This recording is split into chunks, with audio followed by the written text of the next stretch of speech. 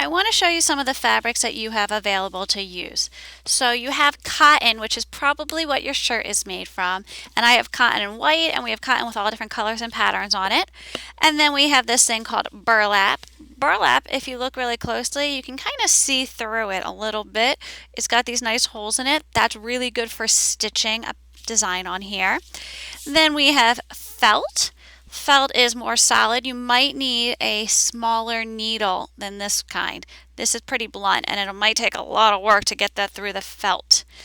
And then we have this thing called cross stitch. Cross stitch, you probably can't see it, but it's got little lines in there, so it does make needles easier to go through. Again, you probably need a smaller one than this, but it is easier to stitch through than felt. Then we have for you different types of mesh. So some people call this carpet mesh. The round one is a good base, but these are really good for stitching onto and creating designs, or you can actually do a weaving where you do over, under, over, under, over, under. But either option is available for you. Now the difference with these two is the holes are already there, so you can use any size thread you want, but you probably want to fill it in because it's pretty boring and plain without anything else. These at least have some backing so they're not see-through.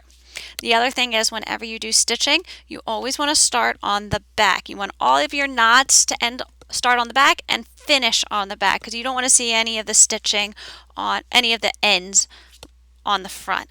So those are some of your fabric options.